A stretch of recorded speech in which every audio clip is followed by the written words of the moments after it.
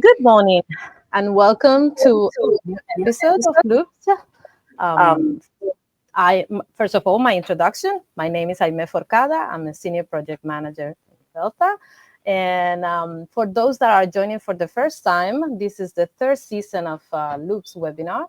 And today's episode is titled Unlocking the Circular Potential of Critical Raw Materials. But for those that have never joined before, just a brief introduction of Loop's webinar, which is a series dedicated to showcasing circular economy and sustainability in innovations. The objective, well, of course, we bring together projects unified under the same research topic. And what we aim for is that they find a space to share their good practices and why not their barriers during implementations. And hopefully, by the end of our exchanges, we will have something to share with policymakers. We recap everything during our episode in a newsletter that will follow a few days after our web exhibition. So for today's episode, I will briefly introduce our guests, but before that, I will give the episode's focus. Today, we are trying to discuss about securing the resources needed for the Europe's green and digital transition. But for that, we know that it requires a little bit more than diversifying the supply chains. I guess our guest speakers agree with me that it demands innovative strategies to close the material loops. And for that, one of the key aspects is to optimize the processes of recovery, reuse, recycling of these critical raw materials are key for some specific sectors as renewable energy or the digital, and that have been greatly outlined in the EU's Critical Raw Materials Act. Today, we have with us two very important projects, CE Rise and Closer. And let me just briefly go through the agenda, and then I will give the floor to our guest speakers. So after my introduction, I will give the floor to Miguel Las Heras, member of the coordination team of the project CE Rise, for his overview of the project. Right after that, Luca Polidori will take the stage, and he is also a member of the coordination team for the project Closer. And it will be followed by the founder of the critical company, Niels Wegemaker. I hope I pronounce it well. Niels, Almost, you can call me a almost. wage maker in English. Which Yeah. maker? Okay, who will give us an investment pitch. He's the leader of one of the 14 demo cases that we have in Closer, and it will be around next generation semiconductor waste recovery and refinement. After all the presentations, we will open the floor for the last 20 minutes for open discussions and Q&A. And without further ado, then I will give the floor to Miguel Las Heras for his introduction of the project CE Rise. Miguel, the floor is yours. Hello, everybody. I think you can see my screen now. Yeah, looks like it. And well, as already introduced, I'm Miguel Laceras, researcher at NILU, a Climate and Sustainability Research Institute in Norway. And we are a part of the coordination of the Sea Rise project, which I'm going to introduce. And here at the beginning, I want to talk about why do we have this project in place? Why is it needed? In Europe, we are in a process of transition from a fossil fuel intensive economy towards one based on renewable energy, supported by digitalization. This first one is powered by coal, oil, and gas, while the second one is enabled by a growing demand for expanding catalog of raw materials. This demand for raw materials comes with issues. There is a limited supply of key raw materials, and that's why Europe has developed a critical raw material strategy with double goal of improve the supply chain resilience and promote its sustainability and circularity. But how is this though? Well, um, the critical raw material strategy is closely linked to the Circular Economy Action Plan. This plan outlines measures to make Europe economy more sustainable and resource efficient by focusing on reducing waste and at the same time promoting the circular use of material and products. So this would be circular economy regarding materials along the whole value chain. The Eco-Design for Sustainable Product Regulation, it's an implementation mechanism of the Circular Action Plan. And here is where we try to make products more sustainable and environmentally friendly through the whole life cycle. This can only be done with an increased amount of information throughout the whole value chain. That's why we are coupling information and materials here. Typically, we know about materials and we follow them across the whole life cycle and the value chain, but we don't have that much on information and data about products and their components. One of the tools to enable this is the digital product passport. The digital product passport is a digital record that details the life cycle of a product from its origin, composition, environmental impacts.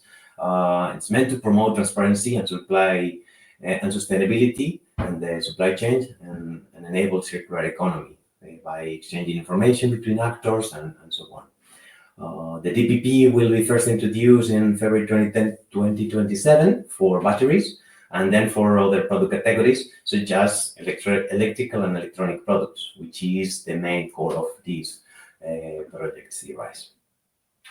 And now, okay, I was mentioning C-RISE. Who is C-RISE? What is C-RISE? C-RISE is a research project funded mostly by European Union, but also in partner with the UK Research Innovation and by the Swiss Research and Innovation Fund too. It lasts from January 2023 until December 2026, that is 4 years. We have around 28 partners involved from 11 countries. Among them, there is academia, consulting and extended producer organizations, and some industry partners that are mostly going to be testing the system in order to ensure that what the system we came up with is actually usable and beneficial for different actors along the value chain.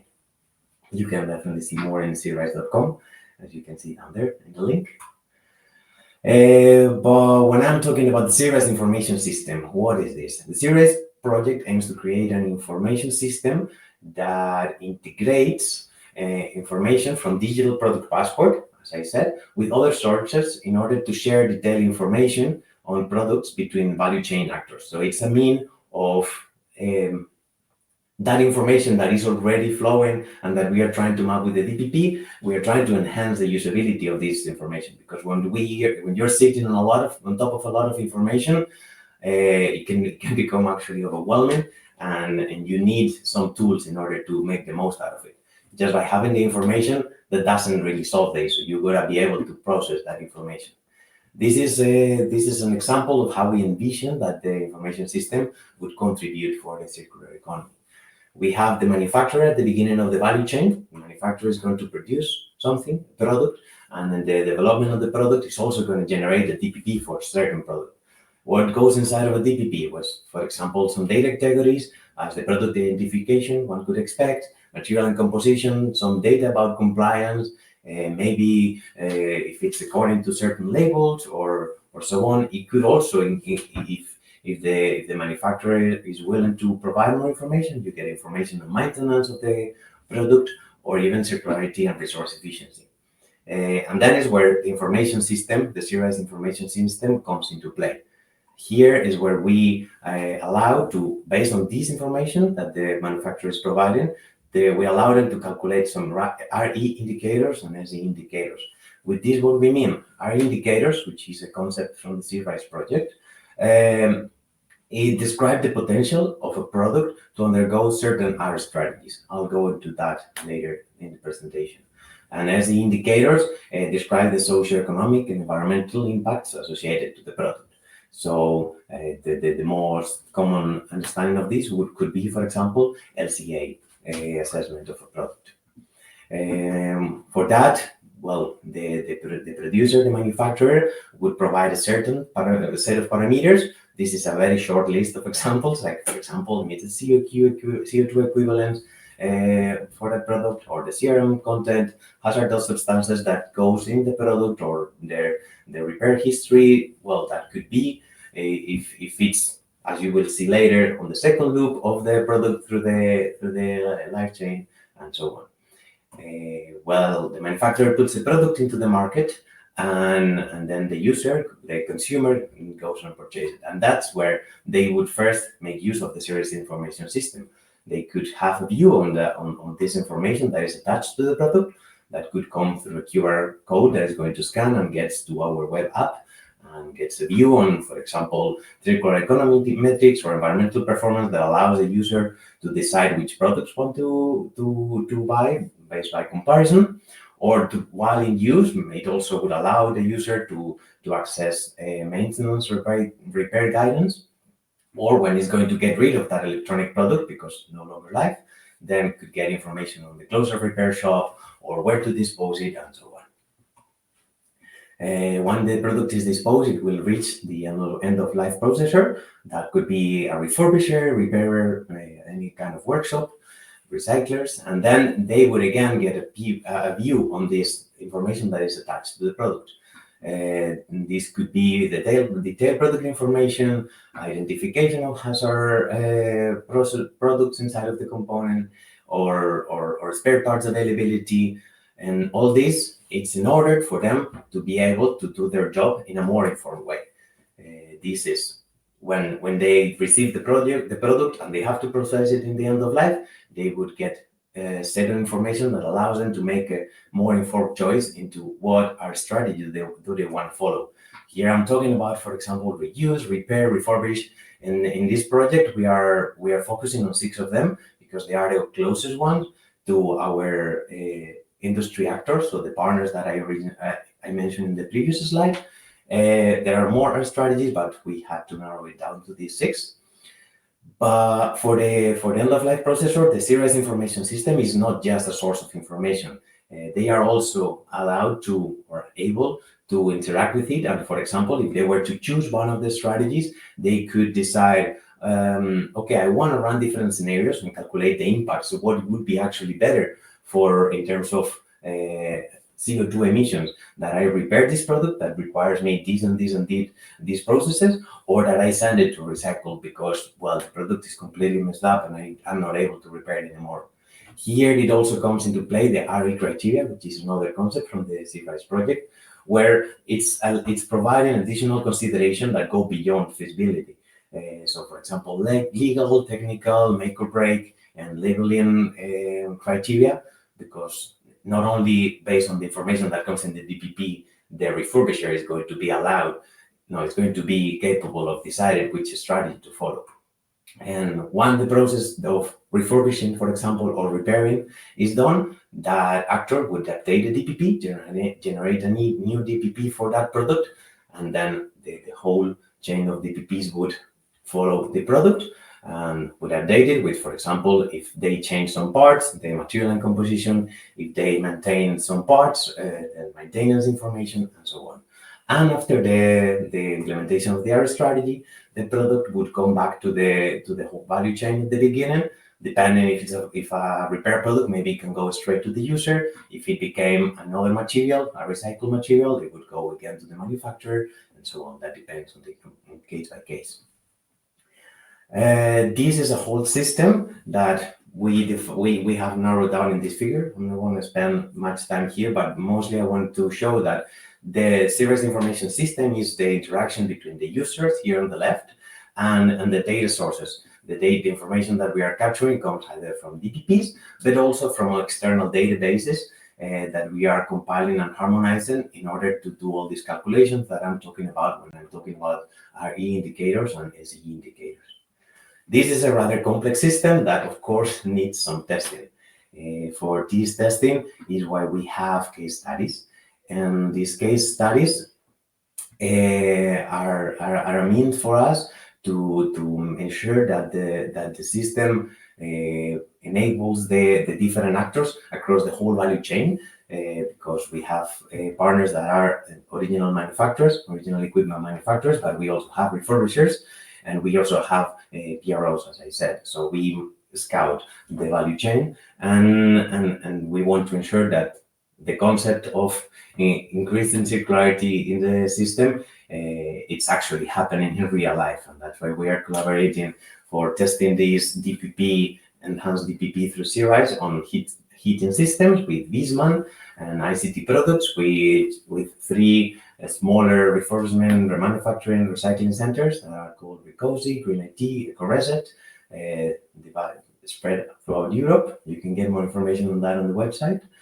And printers that we are testing with Lexmark, PV panels, and the recycling of PV panels with Rosie, and the batteries case, which is an agglomerate of companies that are under the umbrella of the ID cluster, where we could have, for example, Vianor, Glencore Mikkelberg, Norsk Hydro, or Aludyne. And by running the case study test, what we are doing is this web app that we are developing that allows the industry partners to do this that I just presented. We are providing them early access to that and trying to incorporate this into their workflows, in the daily workflows, and see what actually works, what needs to be improved, and what other needs that we might not be considering from the research side could also be included into this CRI system in order to make it the most beneficial for both industry researchers and end consumers. And I think I'm going to leave it here. I'm a little bit shorter than 15 minutes because I feel like I tend to speak a little bit too fast. But, well, here you have my details if you want to reach out to me in any way to get more information from the CRISE project, or you can also scan this QR code and become part of our stakeholder network, where you would get some yearly, biannual, actually, newsletter on how the project is evolving. In our website, you can also find deliverables that we've been producing, and I think that's it for me. Many thanks for listening, and I hope it was interesting for you all. And please go ahead and shout out any questions that you might have. Thank you, Miguel. Thank you very much. It was indeed very interesting and I would say very comprehensive. I was impressed of that you are integrating 5 different sectors within your project. So for sure we will have questions, but we will leave them to our next Q&A session. And now I will want to welcome again Luca Polidori for our project closer. Luca, the floor is yours. Thank you. I think you already can see my presentation. Today we are working in it about Closer, which is an I3 project, not an Horizon. So we will see later what it means. And indeed, as I may say, I'm part of the coordination team of Closer. This is because we have 3 different coordination areas in the project. We have the scientific coordinator, which is the official project coordinator, which is led by Roma Tor Vergata among the consortium. We have the administrative coordinator, but happens to be Velta, so I'm happy to be here with you guys. And also the circularity coordination, so all what's related to the actual business side of the project and making sure that all the project companies are making their business models as circular as possible while developing themselves through the project. That's our area. So who we are, very simply, in one nutshell, Holland Circular Hotspot is an organization which is a private non-for-profit organization, but hosting a public-private collaboration platform in the Netherlands. We bring together all the different quadruplegic stakeholders in order to export innovation, export technologies, export what the Netherlands has done until now in terms of progress for the circular economy. And we do that in collaboration with the ministries and the Dutch embassies around the world so that we can facilitate trade missions and so on. We also co-chair the European Circular Economy Stakeholder Platform, which is a group made of us and Circular Change as co-chairs, different organizations as member of the coordination group. You can see the logo on the slide. And together with us, the coordinators are DG Environment from the European Commission and the European Social and Economic Committee. Back to Closer. In numbers, we are 32 partners, hence the need for a bit, for a more complex, let's say, coordination team and a structured coordination team. We bring together a portfolio of 14 demonstration investments, and we'll talk later about this. 8 in European different regions, 8 member states, and Switzerland. It's a project that will last for 3 years and started simply this October. So we are now at month 3 of our project. It has a total budget of 14 million and something, considering that this includes the co-funding rate from different partners. So from the European Commission, we get something around 10 million euros of grant, and this is the biggest I3 European project in the program in terms of budget. Our project coordinator, I already said, Roma Tor Vergata, Francesca Nanni. We answered indeed in the 2023 call. Just to give us also time, we planned all the activities 1 year before the actual start of the project.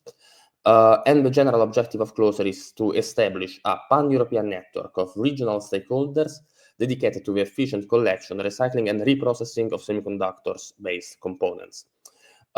This, of course, also in our case, we do this by tackling a couple of sectors. So microelectronics, really the chips and the microelectronics, the solar panels, and different inputs waste, so different industrial waste, but also urban waste things. We have heard before about why this is important. No? Miguel was explaining about the Critical Raw Material Act. In this project, we bridge the Critical Raw Material Act and the CHIPS Act. And we basically started from a very simple KPI that was studied by the GRC, which is the end-of-life recycling input rate. We were looking at the end-of-life recycling input rate of semiconductors materials. The definition of that KPI is the proportion of recycled materials from end-of-life products reintroduced as in the production process.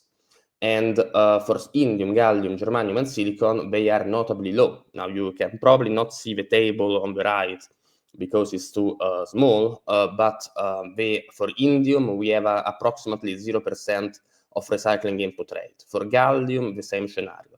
For germanium, we have a 2%, which is still very low, and for silicon, we have again 0%.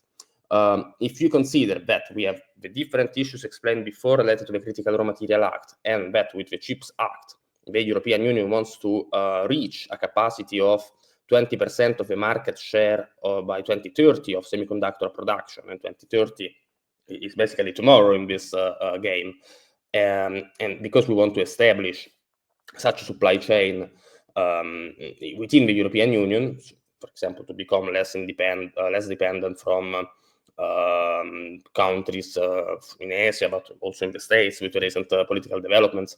So if you consider all this, I think that the recycling input rate, not only recycling, but making sure that we can use, that we get more materials and that these are reintroduced in the industries, in the European industry, is where we should focus on.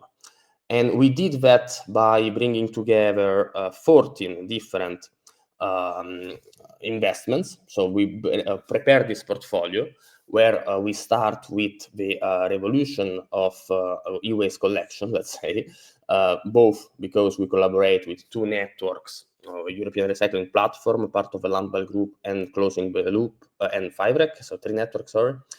European Recycling Platform and FIBREC are covering south and east of Europe as a network of collectors, while Closing the Loop is specifically targeting the re-importing of e-waste sent to development countries. You can imagine we have a lot of different illegal actions, basically, where we ship waste in countries far away from us to make sure that we don't have to pay the taxes and something.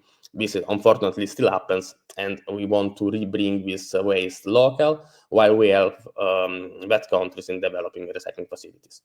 From there, we have a lot of, so from this different physical input of waste, we have a lot of different investments that help developing that supply chain. So we go from the spectroscopy analysis. We have indeed the semiconductors waste recovery, the extraction of the metals, for which you will then hear a more in-depth description by Niels from Critical.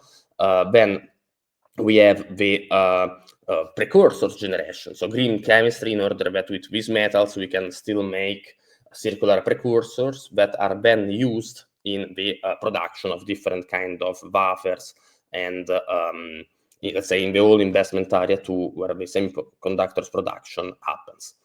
We also tackle, indeed, as I said, circularity in photovoltaics, because we start from the extraction of the silicon powder, and then with that silicon powder we are going to end up rebuilding a full panel.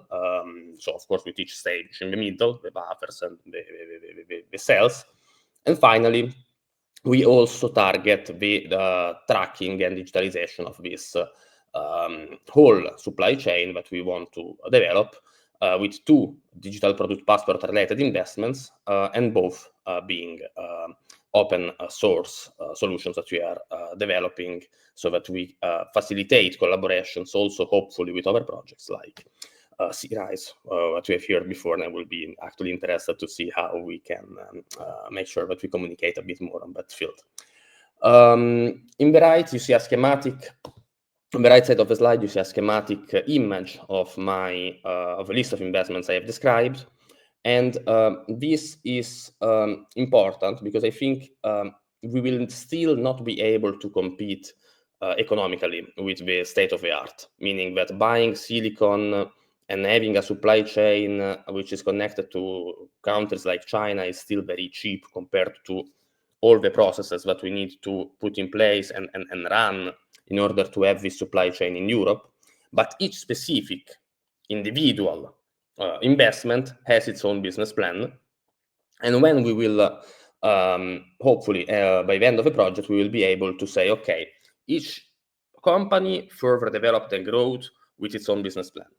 This is what we calculated to make sure that in case we are in a future scenario where we cannot anymore rely on some countries on which we rely today, this amount is what should be incentivized by the European Commission in order to make this whole supply chain sustainable from an economic point of view.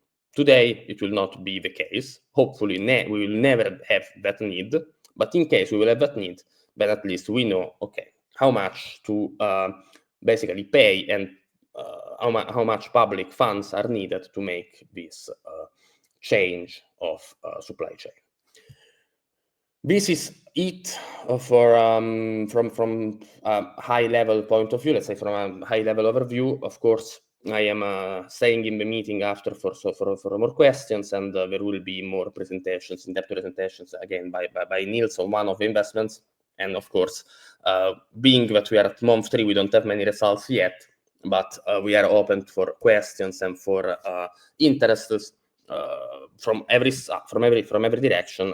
You can follow us on Closer, you can email me, you can on LinkedIn, we have a LinkedIn page, so please stay in touch with us if this is your area of work. Thank you, Luca. Again, very, very interesting, and I'm pretty sure as you mentioned, Closer is just a new baby, if we can call it like this. We are in the 3rd month, so we are starting our whole trip, our journey towards circularity for the semiconductor and the chips sector. I recently participated in some interested I3 Smart Specialization Conference, and the interest around the topic of Closer was very high. So I'm pretty sure we will hear more about Closer in the following months.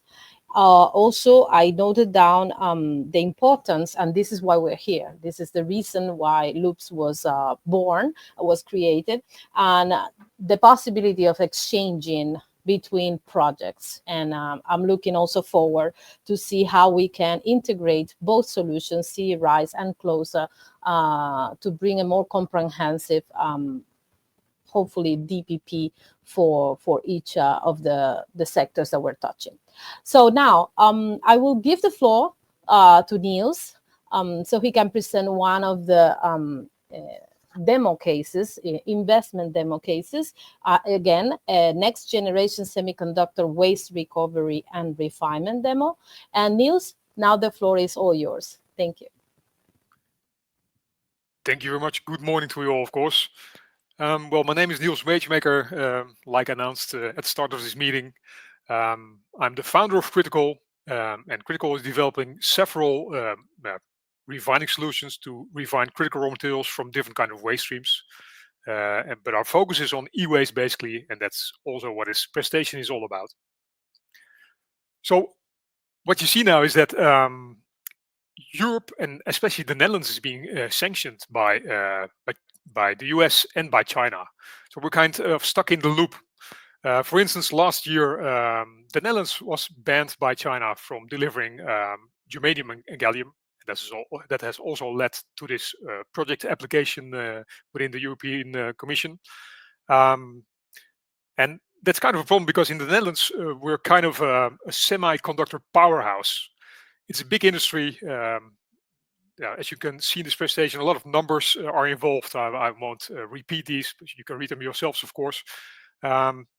But a lot is happening on a global level when it comes to the availability of metals we need for our energy transition, for even weaponry.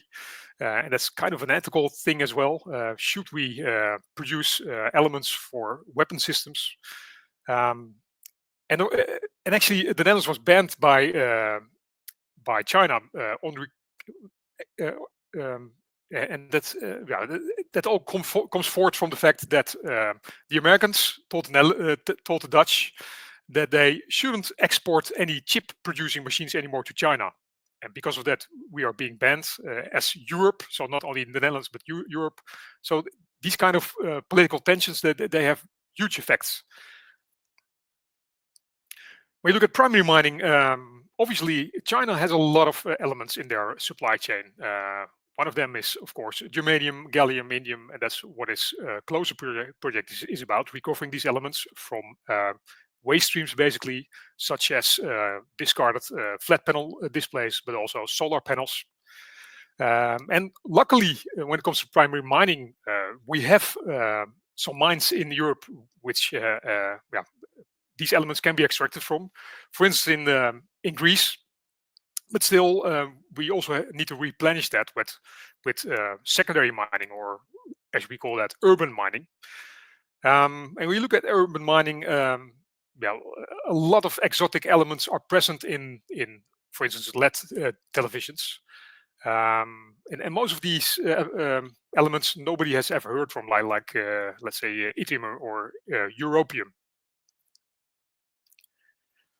And a LED screen is pretty interesting, actually. I'm kind of a technologist myself, but I'm always working on other technologies, not on producing things, but I'm basically tearing things apart. But when you look at a screen, actually, we're all looking right now at the screen, but nobody really realizes what kind of technology is behind that, and what kind of elements, and what kind of geopolitics.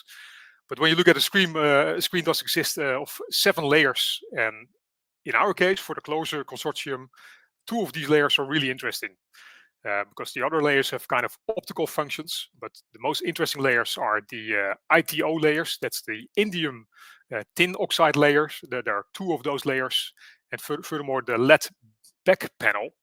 And all these layers, they contain an awful lot of elements. Well, actually, these 3, or the 2 ITO layers and the back panel layers. And the other one, as I told before, these have kind of optical applications and are not really very interesting when it comes to the elements which are present in that.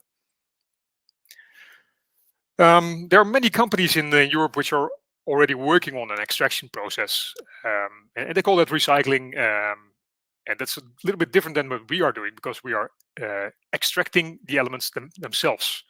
So recycling on one hand is the collection of e-waste and the processing it, the first step. But after that comes the refining step, and that's basically a production step.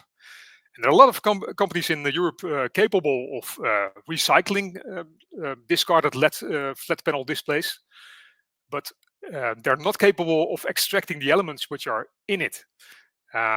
And once, let's say, a screen is being shredded by a company in Europe, they have to send it to China because the Chinese are the only ones who can, refine these kind of feedstocks. So in that way, we are losing a lot of valuable elements.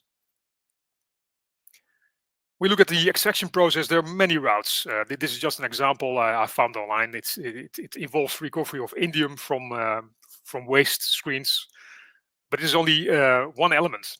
And when you perform some research and development, it's really hard to find a solution which is capable of extracting all these elements: germanium, gallium, indium, and even all the other elements which are present in the LED screens.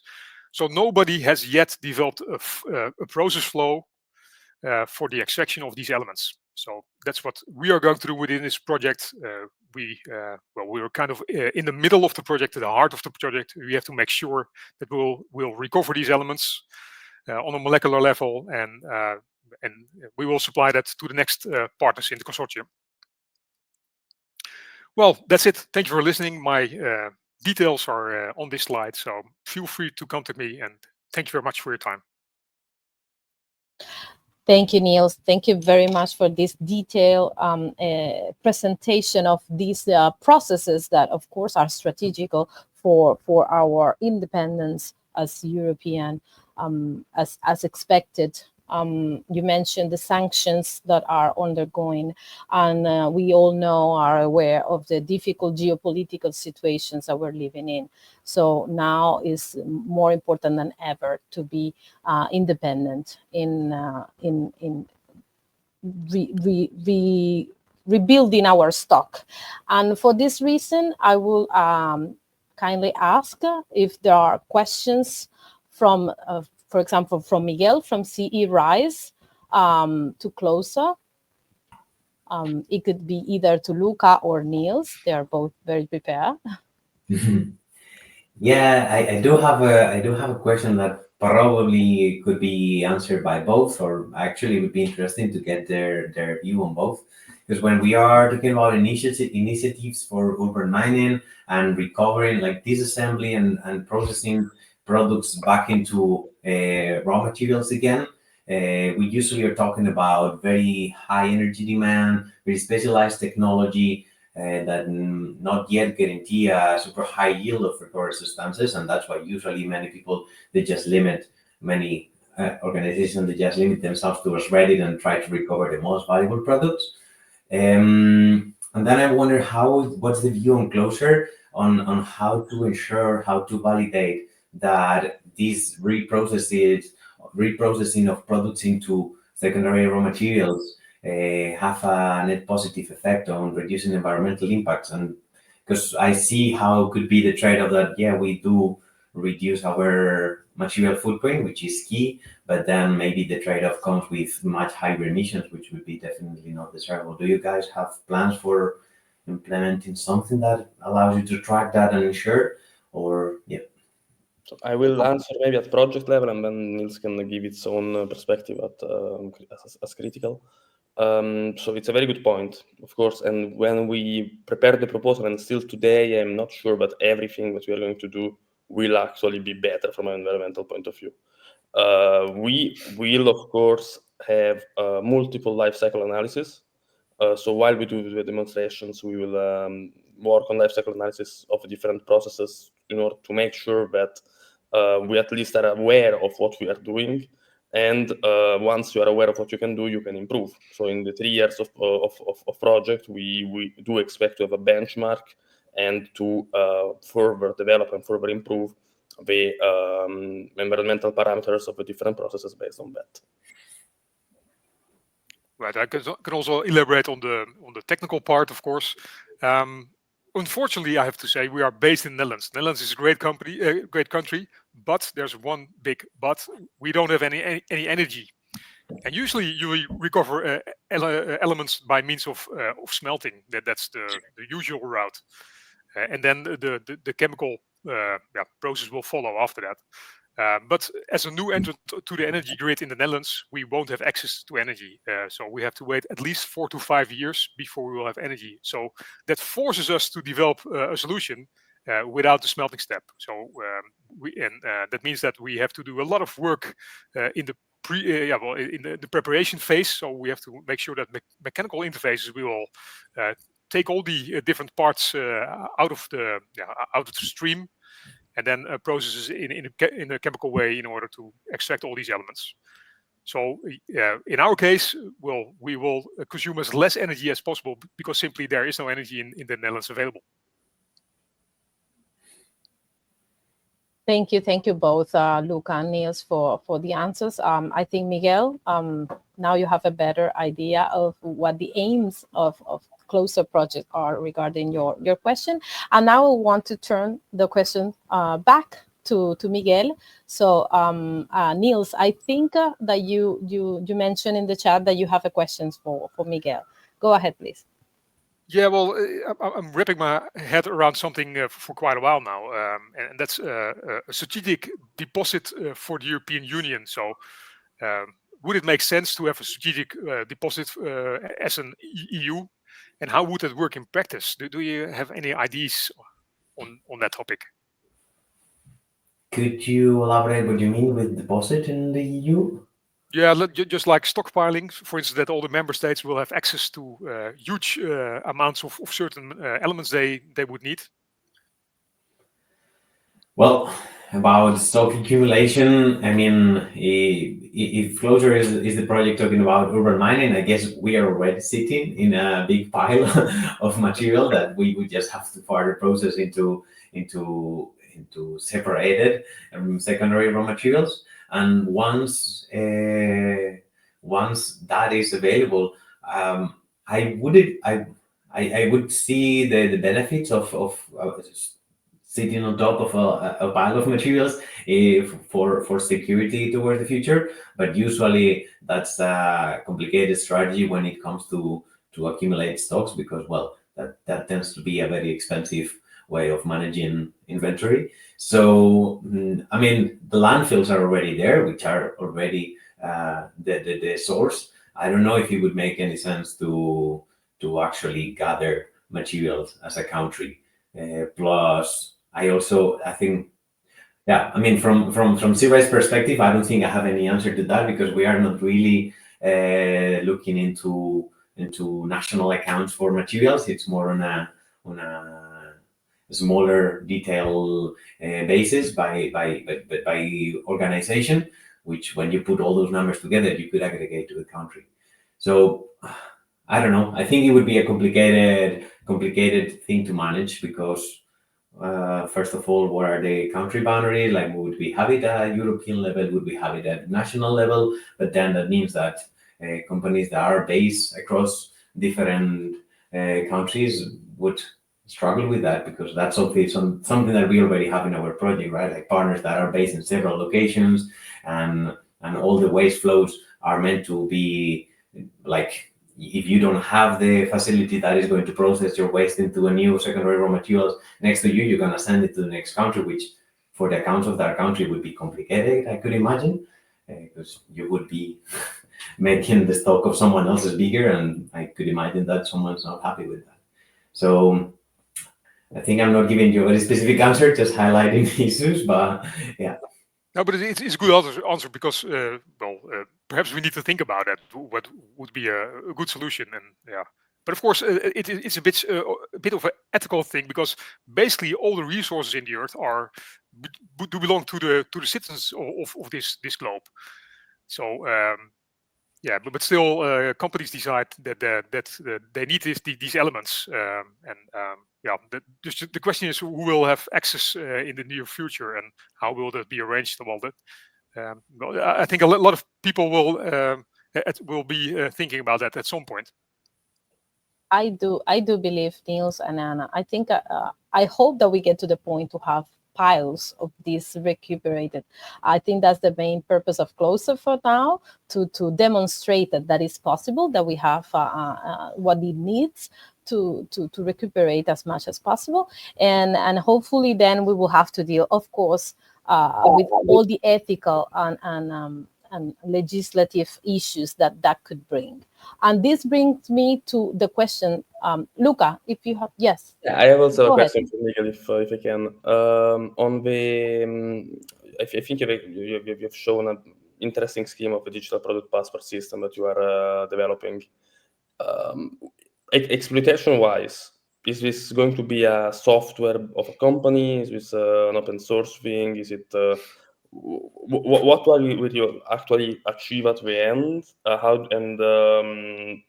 Therefore, how can eventually we collaborate with two different systems? How do you see your digital product passport system communicating in an interoperable way with others? What kind of collaboration mechanism is foreseen? So what we can expect to, and well, we're still work in progress, although 1 year and a half in, but almost two.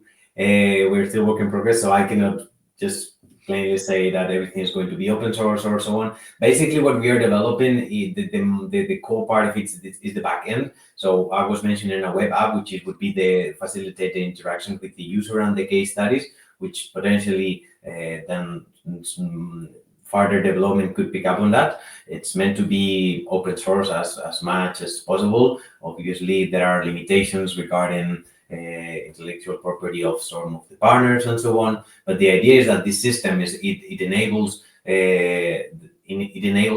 this processing of the information by as many actors as possible, and therefore we are aiming for it to be as open as possible. So it's not a tiny tool that three organization can use, but something that enables the actual processing of information by everyone that is willing to engage into it. And therefore, I think it's very cool because you start from a manufacturer, and we start actually from the collection of e-waste. So we have two different starting points when we are talking about the trackability of the material flow. And if we can find a way where the two systems talk to each other, we can probably follow up a longer value chain than what our both projects could do in an individual setting. But let's maybe follow up with a technical discussion offline. no, I think this that you're saying is super interesting because it kind of matches well what I was presenting with circle of the circle of materials and the loop of information, that they gotta go coupled, and maybe you would be a bit more focused on actually mapping, getting, because I said that we have information and materials, but I mean, it's also true that we don't have all the information. I think everyone agrees that we would like to get a much better overview of how the materials are actually circulating through the system. I highlighted in that way because we know even less about the information connected to the product. So yeah, they definitely need to couple and go holding hands together. So yeah, definitely interested in talking further with you guys. Definitely, we will enable this even further, this exchange between the two projects for sure, because I do see a lot of connections and possible interactions in the future. And as you were mentioning, Miguel, we know that the need for information is one of the hotspots that we all face, and that brings me to one of the questions that I personally had for you, Miguel, and if you can just streamline two specific, I would say, barriers that you are facing during the implementation of the CE-RISE project regarding the evolving standards and regulations for the DPPs. How is the system of CE-RISE keeping up with all these changes in legal measures, and how the system will stay adaptable enough to keep up with all of these changes? That's a really good point. When you're talking about the ensuring the adaptation to all the standards that are coming and to come, some of our partners, specifically, I can think out of my head about circularity that is involved in the discussions for standardization of TPPs. The way the project is doing, besides getting input from all the partners that are already engaged in those discussions, our system is meant to be DPP solution agnostic. So the DPP, it's meant to be something, well, will be something that every product has to have. So we are based on that, and there might be different solutions, but for us, it's just a vehicle of information, and we are working with the information that comes through that. And in that way, the development that we are carrying out, it's meant to be as vehicle agnostic as possible, with some limitations. Right now, we are working with DPP as something that is developed on top of blockchain in order to allow to restrict access and get, not restrict access, but allow the information owners to decide who has access to certain slots of information and so on. And then also in the other end, that we are trying to get information from different data sources. Then again, we are aiming to get the system to work with as a broader range of data sets and data inventories as possible, in order to ensure that different actors with different interests could plug in different data sources. So I think that's basically how we are trying to deal with this changing landscape and so. Great, Miguel. I also noted down another interesting part, because as Luca mentioned, we are also as Velta part of partner in Closer. And I noticed that you mentioned a set of RE indicators and SEE indicators. And I'm pretty sure that we all know that monitoring the flow and where we're going in terms of circularity is something that is very, I would say, it contains a lot of different aspects that need to come together, and sometimes they stay very wide and not very centered into our specific solutions. Is this something that are there any kind of publications or this is something that can be publicly shared with the audience and also with Closer? There is a publication on the pipeline about specifically that if I recall correctly, they were aiming to get it to publication around end of January, February, or at least have the draft ready. So beginning of next year would be when we can expect a publication on that. As I said, we have some deliverable published already in the website, and also in as another community that is just C-Rise. That's the name of the community. But probably the best way of getting that chunk of information would be waiting for publication. That we are definitely gonna advertise in our LinkedIn and rest of social network profiles, so it would be easy to get a hold of that. That's good. I will look into that for sure. I just need to ask my team. Do we have any questions from the audience? Not yet. Okay, so I think we're moving towards the end, and we are right on time. I think the aspects that we covered today are very, very. As we saw, there is a lot of relevance and connections between both projects.